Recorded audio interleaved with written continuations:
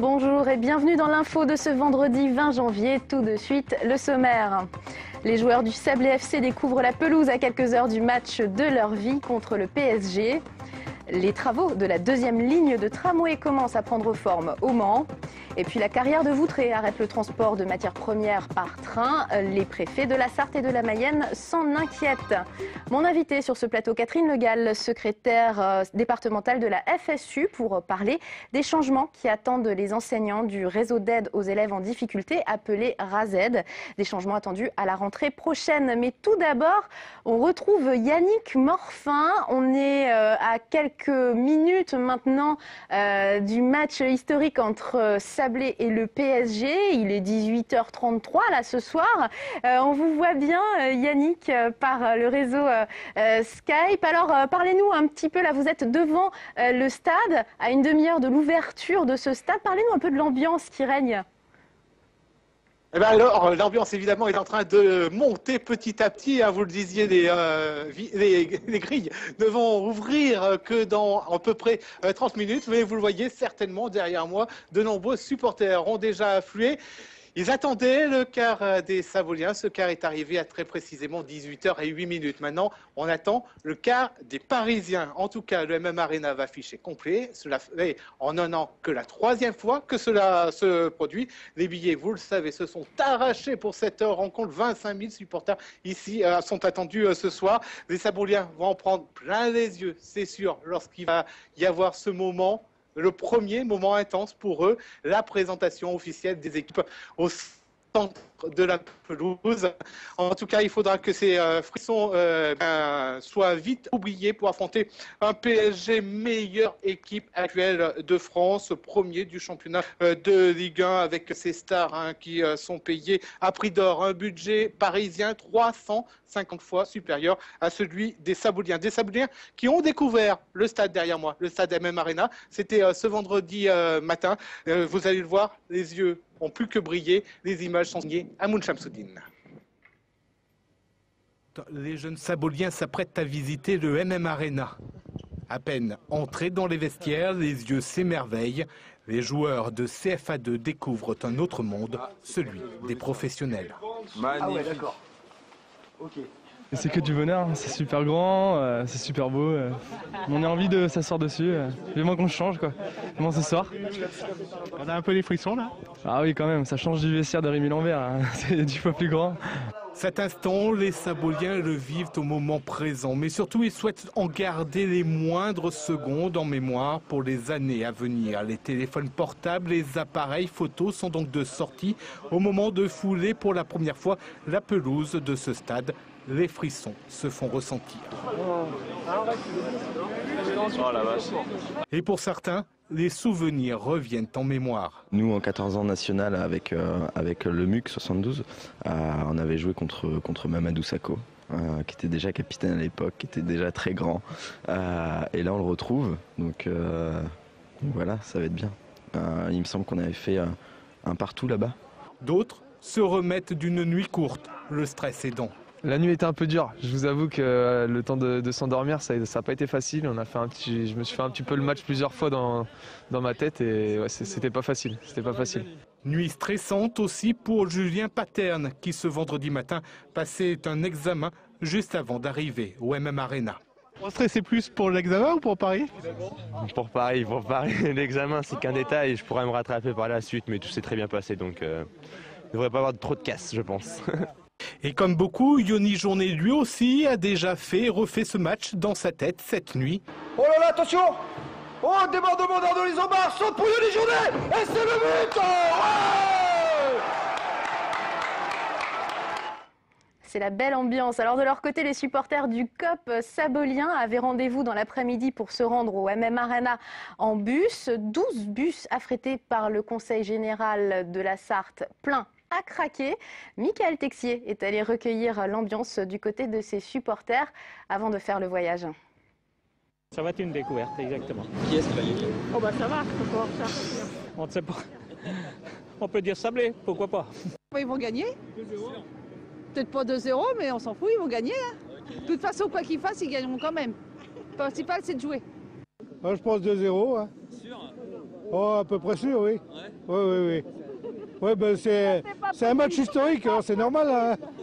On le voit, les Saboliens sont optimistes pour la rencontre de ce soir. Alors, on va essayer de retrouver Yannick Morfin à nouveau devant le stade MM Arena à quelques minutes maintenant, hein, une vingtaine de minutes alors qu'il est de l'ouverture de ce stade. On en sait plus, Yannick, sur la composition des équipes ce soir? Exactement. Alors tout d'abord, côté sabolien, Olivier Pignolet devrait reconduire le groupe qui s'est imposé samedi dernier en championnat. C'était face à la réserve de Laval. On se souvient de ce score, hein, 7-2. Sachez que c'est Arnaud Lisambard qui portera ce soir le brassard de capitaine. C'est somme toute logique puisque l'ancien Rouennais, âgé de 27 ans, est le plus expérimenté dans ce groupe sabolien. Du côté parisien, on va retrouver Sirigu dans les cages en défense. Cheara, côté droit, c'est côté Camara, Sako en tant que capitaine et Maxwell. En milieu défensif, Sissoko et Chantôme. Ménez, Pastore et Néné dans un rôle plus créateur. Et enfin, en pointe, on retrouvera donc Gamero. L'ambiance va petit à petit monter. On a entendu des voix qui émanent à peu près 100 mètres d'ici, des supporters saboliens qui commence à arriver, à affluer ici au stade MM Arena. Et ça va faire du bien de se réchauffer. Il fait à peine 8 degrés actuellement ici en Sarthe. Et sachez que cette rencontre sera suivie dans les gradins par le Premier ministre François Fillon ainsi que le ministre des Sports David Douillet. Bon, c'est une question qui brûlait les lèvres, évidemment. La question People pour terminer. Merci beaucoup Yannick. Et très très bon match à vous également. On reviendra bien entendu sur le plateau d'LM Télévision lundi prochain et dans l'info sur les résultats de ce match et dans l'info de lundi. Donc nous verrons les réactions de toutes parts. Voilà, alors on en revient à un autre sujet d'actualité avec mon invité. Ce soir, on change totalement de domaine. On n'est plus dans le monde du sport, mais dans le monde de l'éducation nationale avec vous. Catherine Le Gall, vous êtes secrétaire. Bonsoir. Vous êtes secrétaire FSU, donc secrétaire départementale de la Fédération syndicale unitaire. Ce matin, l'inspecteur d'académie Emmanuel Roy recevait 52 professeurs sartois du réseau d'aide des élèves en difficulté d'apprentissage, qu'on appelle le réseau RAZED, pour ceux qui connaissent cet acronyme. On les appelle aussi les maîtres E. Leur travail va être réorganisé à partir de la rentrée prochaine. Jusqu'à présent, ils étaient itinérants et ils allaient aider au cas par cas les élèves en difficulté d'apprentissage. Demain, ils seront affectés pour partie en poste fixe. Je vous propose tout d'abord d'écouter les propos d'Emmanuel Roy, l'inspecteur d'académie de la Sarthe, sur le sujet. On l'écoute. L'idée, c'est une organisation 2 jours, 2 jours. Lundi, mardi, je suis dans ma classe. Jeudi, vendredi, je suis dans l'école ou dans d'autres écoles pour l'aide aux élèves en grande difficulté. La décharge, elle va leur permettre d'être mobiles. Et elle va leur permettre d'être mobiles dans un secteur qui est celui de l'école de proximité, par exemple l'école maternelle, l'école élémentaire, mais aussi, si besoin est, les écoles du collège de secteur. Alors, Catherine Le Gall, une petite réaction à chaud sur ces propos. Avant de réagir sur ce qu'il dit et le dispositif qu'il veut mettre en place, je voudrais d'abord réagir sur la méthode qu'il utilise. Une méthode qui est perçue d'une manière très violente par les personnels concernés. D'autant plus que les informations et les propositions qu'il leur a faites ce matin, pour certains, ceux qui lisent le Maine Libre, ont dû voir avant de se rendre à la réunion que c'était déjà écrit dans le journal. Il en avait réservé la primeur à la presse une fois de plus. Il fait semblant de concerter les personnels, mais il s'adresse à eux dans un deuxième temps.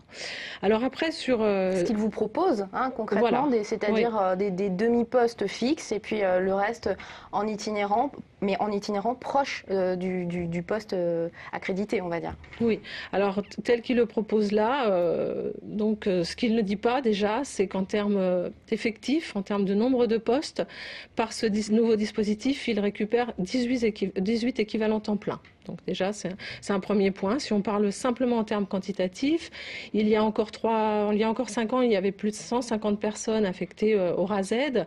Dans les 3 dominantes des RAZED, c'est-à-dire le maître qui apporte une aide pédagogique, c'est le maître E. Le maître qui apporte une aide à l'élève qui a du mal à se situer en tant qu'élève, à trouver sa place à l'école, et là c'est le maître G, et puis il y a le psychologue.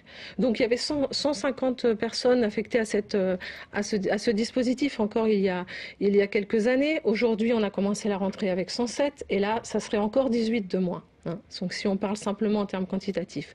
Après, si on parle du dispositif qu'il veut mettre en place, eh bien, en fait, ça ne sera plus un dispositif de RASED. Parce que l'intérêt du RASED, c'est sa tridimensionnalité. Le E, le G, le psy. C'est-à-dire que quand moi, par exemple, qui suis enseignante ordinaire, lorsque dans une classe, je suis coincée avec un élève, je n'arrive plus à le faire progresser, je sens qu'il a des difficultés, mais que je n'y arrive plus, moi, par rapport aux compétences que j'ai, qui ne suffisent pas, je ne m'adresse pas au maître E, ou au psychologue ou au maître G, je m'adresse au RASED, c'est-à-dire au réseau, voilà, au réseau. Et on fait un bilan pour savoir quel est le vrai problème de l'élève et donc pour ajuster le tir. En fonction du profil de l'élève, il aura besoin du psychologue, il aura besoin du rééducateur ou il aura besoin de ce fameux maître E qui apporte une aide pédagogique. Donc mais là, il n'y aura plus cette concertation, il n'y aura plus cette possibilité de travailler en réseau. Donc pour vous, c'est préjudiciable pour l'élève en premier lieu. Voilà, oui. Ça n'a plus de sens. En dehors du fait qu'il vide le réseau en supprimant des postes, en plus, il en modifie tellement les missions qu'ils ne pourront plus fonctionner en tant que tels. D'un autre côté, on peut se dire que effectivement, bon, il y a des restrictions budgétaires, le fait d'avoir un demi-poste fixe, ça peut aussi d'une certaine manière être un plus pour... Ça n'a pas de sens. Alors, ça n'a pas de sens parce que quel sera le statut de cet enseignant dans une école vis-à-vis des élèves, vis-à-vis des parents, vis-à-vis de ses collègues. Tantôt, il sera la personne qui a des compétences très particulières et puis à d'autres moments, il sera un enseignant à part entière. Ça n'a aucun sens. Donc, ce que vous craignez, vous, c'est à terme la fin du réseau d'aide, du RASED, tout simplement? Ben là, c'est l'arrêt de mort des réseaux. Il fait semblant de dire qu'il préserve quelque chose, mais puisque ça ne pourra plus fonctionner en réseau, ça n'a plus de sens. Alors on va passer à un autre sujet parce que vous faites également partie du collectif pour un audit citoyen de la dette dans la Sarthe. Autre chose totalement, lundi prochain, vous allez organiser une conférence de presse pour parler justement de ce mouvement, de ce collectif. Qui participe à ce collectif et quels sont ses objectifs concrètement? Donc c'est en parallèle au collectif national et puis il y a la même initiative dans plein de départements. Donc l'idée c'est de réunir des partis politiques, le parti de gauche, le parti communiste, le NPA, la FASE, des organisations syndicales, la CGT, la FSU Solidaire, ainsi que des associations, le collectif pour une terre plus humaine, ATTAC, la LDH et des citoyens lambda, disons, qui n'appartiennent pas à des associations particulières. Et l'idée, c'est de débattre, de remettre sur le débat public la question de la dette. D'où vient cette dette? D'où viennent les déficits publics? Est-ce qu'on peut dire qu'on a trop dépensé pour l'école? Est-ce qu'on peut dire qu'on a trop dépensé pour l'hôpital? Qui a contracté cette dette? Pourquoi paie-t-on des intérêts faramineux? Sont-ils légitimes? C'est toutes ces questions qu'on veut remettre dans le débat. Et refaire un débat citoyen sur la question. Merci d'être venue, Catherine Le Gall, dans ce journal. On parle justice à présent. Ce matin avait lieu l'audience de rentrée du tribunal de grande instance du Mans. L'occasion de faire le bilan de l'année écoulée. 2 chiffres à retenir. En 2011, au civil, 2000 affaires ont été traitées en plus que l'année précédente. Le nombre d'affaires pénales traitées s'élève à près de 33 400 affaires. Donc là aussi, c'est plus qu'en 2010. Alors au-delà des chiffres, les magistrats ont souligné la réalité de l'exercice de la justice. Faire toujours plus avec des moyens limités, cela n'est pas sans conséquence pour les justiciables, comme le souligne le président du tribunal de grande instance du Mans, François Mallet, au micro de Michael Texier. On travaille dans des conditions voire de précipitation, c'est ce que j'en dis, qui sont quand même pas satisfaisantes. Dommageable pour le justiciable. Dommageable pour le justiciable parce que nous aussi, il faut qu'on ingère des textes nouveaux, qui ne sont pas toujours très clairs, il faut bien le dire, qui s'ajoutent à d'autres et qui parfois les contredisent. Vous avez l'exemple constant que l'on cite, que Madame le procureur a évoqué. On nous demande de mettre de plus en plus de gens en prison avec des peines planchées de plus en plus importantes. Et en aval, au niveau de l'exécution des peines, on nous demande des exécutions hors milieu carcéral, bracelet électronique, libération conditionnelle. C'est une contradiction majeure. Mais nous sommes obligés de gérer ça au quotidien. Au Mans, les travaux de la 2e ligne du tramway commencent à prendre forme. Dans ce chantier, la communication sera très importante, comme le remarquent Pierre Lolès et Karma Ducan. C'est dans ce bungalow de la place des Maillets qu'officie Marion Bouchevreau.